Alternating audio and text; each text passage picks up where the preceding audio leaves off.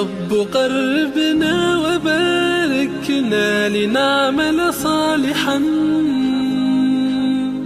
في يدي رسالة التغيير. Untuk mempersingkat waktu, kita persilahkan Ustadz Lukman Hakim untuk menyampaikan paparan materinya ya seputar macam-macam sihir ya. Untuk itu kepada beliau kami persilahkan. Assalamualaikum warahmatullahi wabarakatuh. Waalaikumsalam warahmatullahi wabarakatuh. Alhamdulillah arsala rasulahu bil huda wa dinil haqqi lidhira ala dini kulli wa kafa billahi shahida.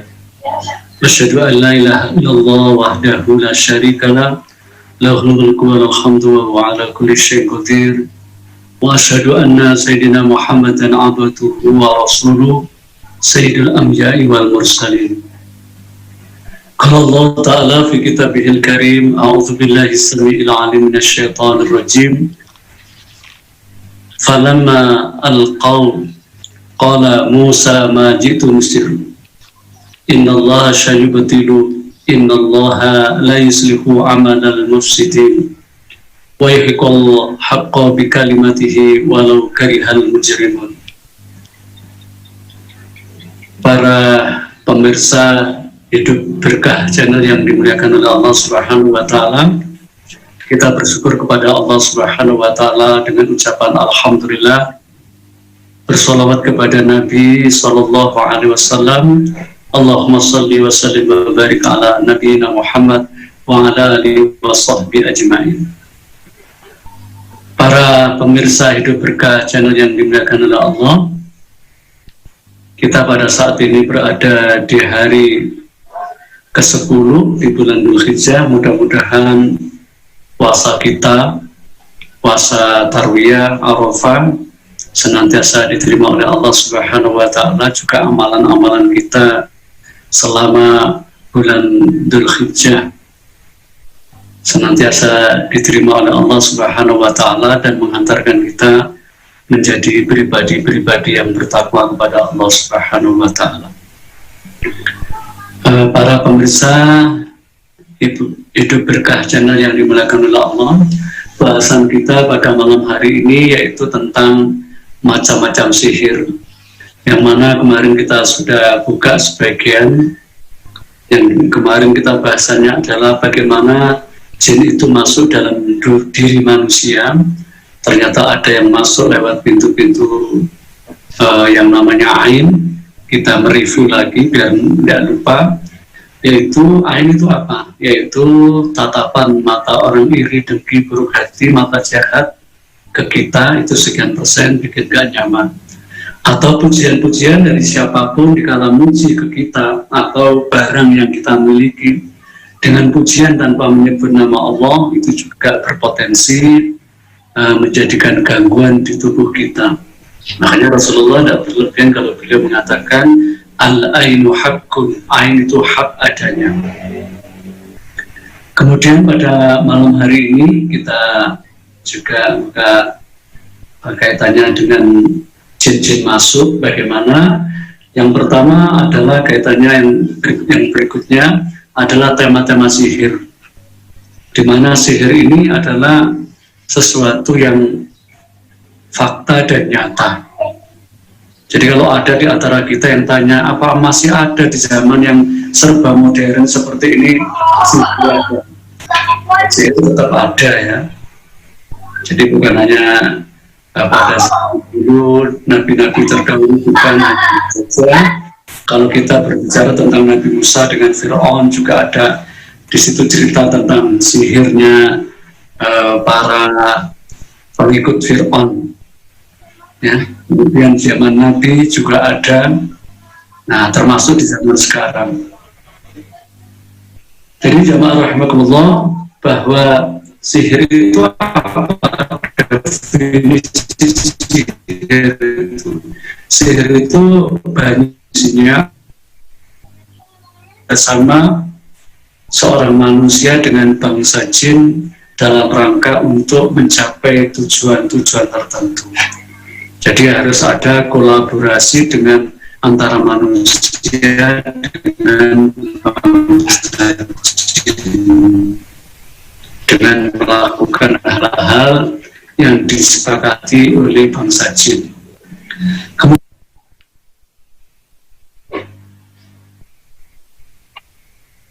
Kemudian sihir-sihir itu ada apa saja? Ada berapa macam? Sihir itu ternyata banyak sekali. Jadi yang kita kenal, yang pertama adalah sihir yang kaitannya dengan sihir tafrik. Apa sihir tafrik itu?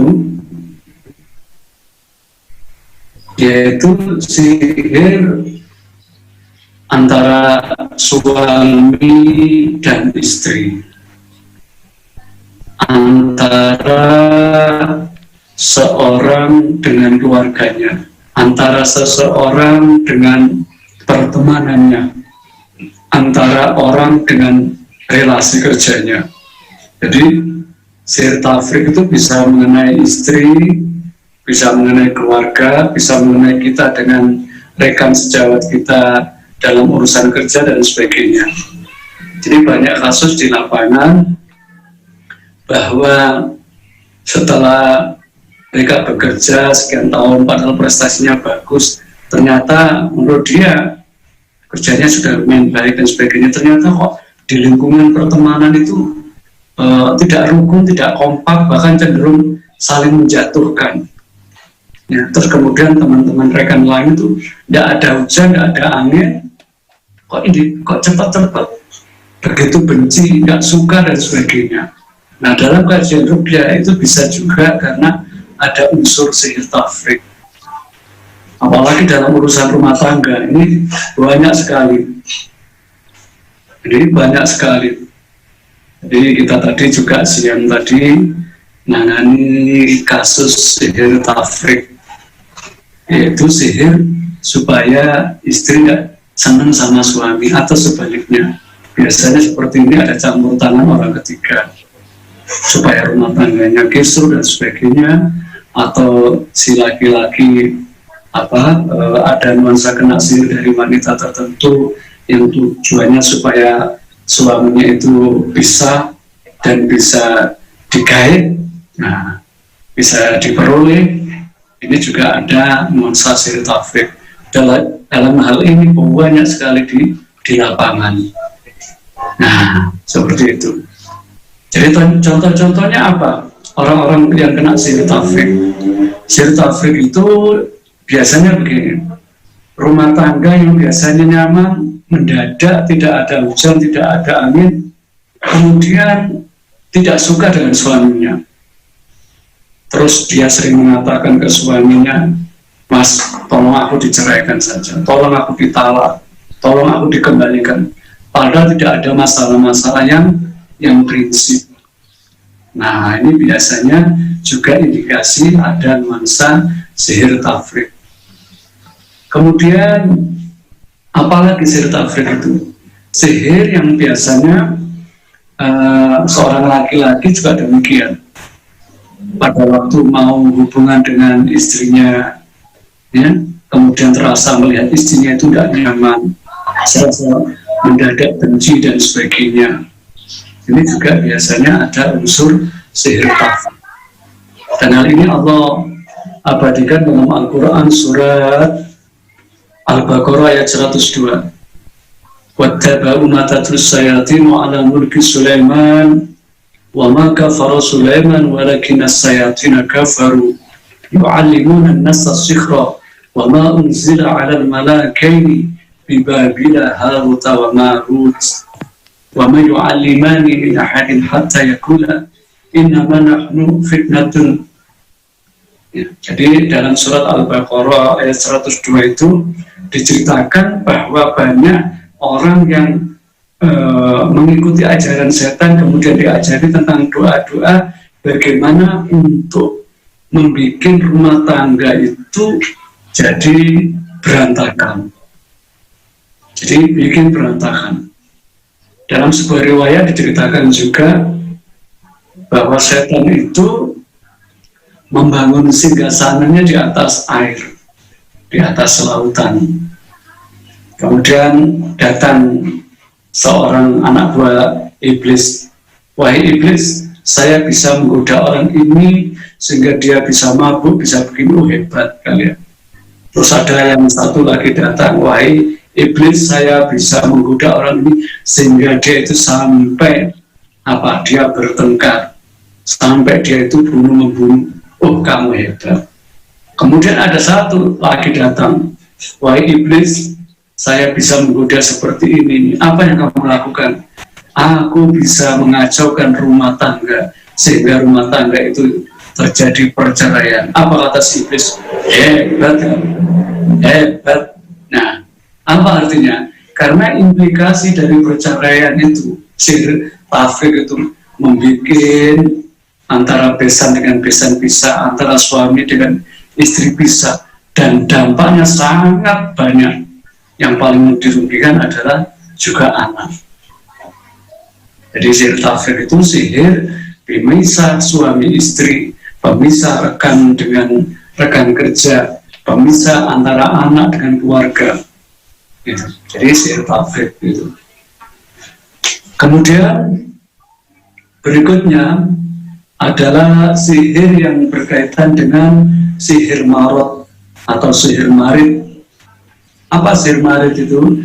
Yaitu sihir yang berkaitan dengan nuansa sakit. Jadi dibikin orang yang disihir itu merasakan kesakitan. Dan ini banyak di lapangan terjadi.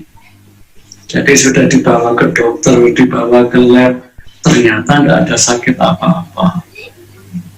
Ya, tidak ada, medis tidak bisa membaca. Bahkan kadang-kadang juga medis pun juga bisa membaca, tetapi diobati medis tidak sembuh. Kita pernah menangani sebuah kasus, ada seorang laki-laki yang kerja di konsorsium. Dia banyak punya rahasia di wilayah tertentu kaitannya dengan orang-orang tertentu, siapa yang sudah terjerat kasus-kasus korupsi dan sebagainya. Dia juga banyak menangani orang-orang yang bermasalah. Nah, suatu saat orang ini apa yang terjadi, sakit, kemudian memorinya seperti hilang, masa-masa hafalan-hafalan yang kemarin itu banyak yang hilang. Terus saya tanyakan, Bapak kenapa? Kalau menurut versi dokter, apa kata dokternya? Ternyata dia kena ada penyumbatan di otak belakang, sehingga memorinya menjadi lupa, catatan-catatan lupa. Tapi fakta di lapangan pada waktu kita tangani kasus itu ternyata ada unsur sihir. Ya, jadi unsur sihir. Jadi kepalanya sakit sampai hafalan-hafalan kemarin itu banyak yang hilang, sampai ingatannya sangat berkurang sekali. Catatan-catatan ternyata pada waktu kita tangani, apa yang terjadi, kontak. Jinnya ngomong bahwa intinya ayamnya dari mana. Dia nyebutkan dari tempat tertentu. Tujuannya apa? Supaya dia tidak ngurusin kasusnya, tidak melanjutkan kasusnya. Masya Allah. Jadi seperti itu. Bahkan juga ada yang namanya sihir junun, yaitu sihir yang itu supaya gila. Dan di fakta di lapangan ada. Jadi ada orang yang gila itu bukan karena lantaran sebab langsung depresi, tapi langsung orang itu dibikin bingung, linglung, akhirnya tidak mengenali diri, sampai jalan di sepanjang jalan. Kemudian apa yang terjadi? Sampai orang itu mengalami kegilaan. Terus juga ada sihir berikutnya, namanya sihir kumul. Sihir kumul apa? Yaitu sihir orang itu dibikin malas. Nah, malas sekali ini biasanya terjadi di kalangan orang-orang yang usahanya kaitannya dengan perdagangan, warung-warung dan sebagainya. Ya, jadi dia punya warung, padahal warungnya ya cenderung jalan, tetapi ujung-ujung kok mau memulai usaha malas sekali. Walaupun dimotivasi masih tetap malas. Gitu. Terus ada lagi juga sihir yang kaitannya dengan sihir khawatif, yaitu sihir yang berisi tentang mimpi-mimpi orang-orang tertentu. Jadi sering mimpi orang-orang yang ada indikasi orang yang menyihir, sering beberapa, ya, itu. Terus ada lagi sihir yang kaitannya dengan sihir mahabbah. Nah, ini yang paling sering, ya. Kita dulu sebelum terjun di dunia ruqyah banyak di lapangan yang mengatakan bahwa cinta ditolak, dukun bertindak. Itu saya kira cuma isapan jempol. Ternyata fakta di lapangan itu kadang-kadang memang benar adanya. Jadi kasus banyak ini. Bahkan kapan hari kita nangani ada seorang di Malang Kota, itu seorang wanita itu umur 32 tahun. Kemudian dekat dengan orang laki-laki tertentu umurnya 27, dan dia susah untuk lupa. Terus ingat bahkan uangnya diberikan. Sampai maaf saya tanya, mbaknya seperti ini sampai kebablasan nggak pernah Pak Ustaz? Apa? Na'udzubillah sampai diambil kehormatannya. Masya Allah. Dan setelah dia itu sadar, dan setelah kita bantu, Masya Allah, dia ingat ternyata dia adalah seorang laki-laki yang sudah mau menikah. Ya dasarnya playboy, jadi mau ngambil kehormatan seorang wanita dan juga uangnya melalui disihir. Dan sihir di era sekarang, Masya Allah, terutama sihir mahabbah, itu rata-rata masuk lewat sosial media, lewat HP, lewat SMS, lewat WA, lewat chatting dan sebagainya. Dan kasus seperti itu banyak. Ada seorang guru tertentu, dia muncul kesadarannya, Pak, konsul ke kita, saya kenapa sudah punya suami kok saya senang sama Pak Guru ini sampai muridnya tahu, sampai guru-guru yang lain tahu. Saya tahu itu tidak baik, kenapa saya? Nah, saya tanya, banyak sering ingat? Oh, sering. Terus susah melupakan? Susah. Sama sering WA, sering telepon sama dia? Iya. Nah, coba caranya, nanti di samping di ruqyah, itu HP-nya untuk diblokir atau ganti nomor. Nah, setelah kita bantu, alhamdulillah, kemudian dia dalam waktu kurang lebih 3 hari sudah bilang, Assalamualaikum Ustaz, alhamdulillah saya sudah nyaman, saya sudah senang sama suami saya lagi, saya sudah tidak gampang kepikiran, tidak gampang mikir orang itu. Jadi seperti itu. Ini kaitannya dengan macam-macam sihir. Jadi ternyata sihir itu banyak sekali. Terus ada kaitannya dengan sihir nazib. Apa itu? Yaitu sihir pendarahan. Ada seorang pasien tertentu dari Malang Kota juga. Dia itu suatu saat dibawa ke rumah sakit. Kenapa? Karena pendarahan.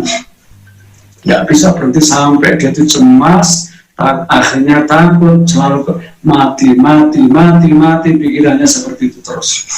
Kenapa? Karena pendarahannya terus. Kemudian kita diagnosis, ternyata kita taskhis, ya, kita diagnosa ternyata dia ada unsur sihir. Nah, namanya sihir nasib, sihir pendarahan. Pada waktu itu saya bacakan surat Hud, yaitu ayat, insya Allah ayat 40 kalau nggak salah, ya, ayat 40 yang bunyinya itu menceritakan kasusnya kisahnya Nabi Nuh alaihissalam pada waktu banjir bandang. Kemudian setelah banjir bandang itu hampir usai, wakila ya ardu bala'i ma'aki wa ya sama'i a'la'i wa ghidal ma'i. Itu jadi ceritakan itu. Nah, pada waktu saya bacakan itu, subhanallah, dia menjerit, takut, kapok kalau bahasa Jawa. Ternyata dia ketahuan. Bahkan kita pernah juga pada waktu sambang ke rumah sakit Wafa di Panjen. Qadarullah ketemu sama sahabat juga, terus ngomong gimana gini. Ini Ustaz, ini ada keluhan istri saya, kenapa? Qadarullah pendarahan. Coba sering dibacakan surat Hud ayat 40. Gitu ya. Surat Hud ayat 40. Gitu. Ternyata setelah itu dapat berapa hari dia alhamdulillah Ustaz, istri saya sudah nyaman. Gitu. Terus ada lagi sihir namanya sihir robat, yaitu sihir impotensi. Jadi dipikir impoten. Jadi syahwatnya langsung anjlok, bahkan dia tidak bisa ereksi sama sekali. Nah itu padahal pada waktu pertama mau hubungan suami istri sudah semangat, tetapi pada waktu mau hubungan sudah tidak bisa.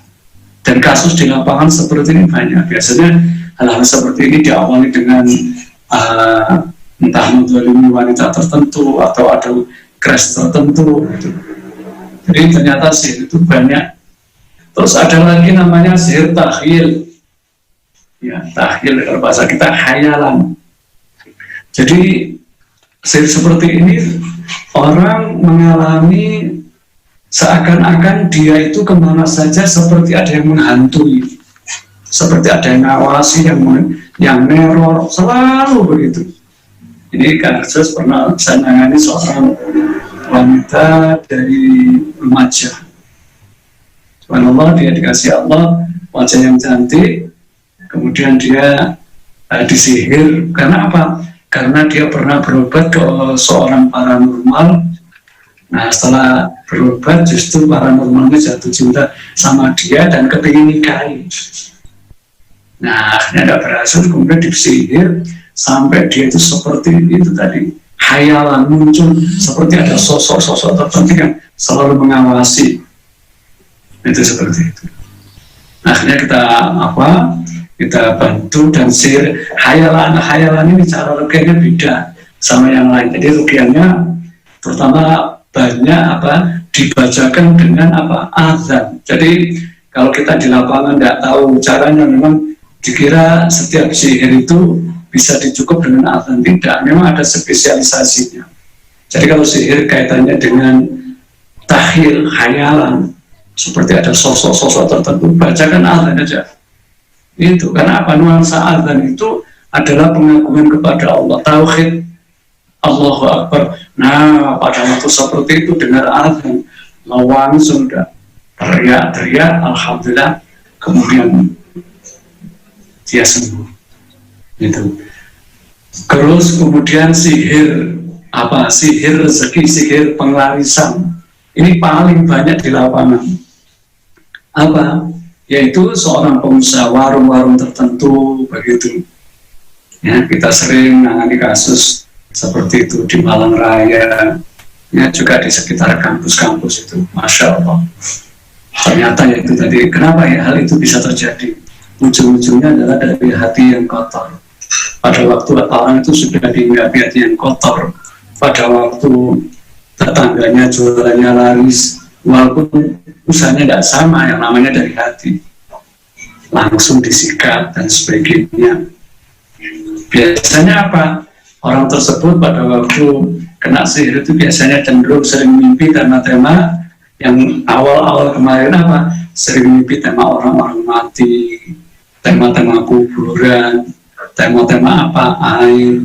Jadi kalau sering mimpi tema-tema yang bernuansa orang mati, indikasinya wallahu a'lam itu di rumah atau tempat usaha ada sihir dengan menggunakan media tanah-tanah kuburan. Itu seperti itu. Jadi itu sihir itu banyak sekali.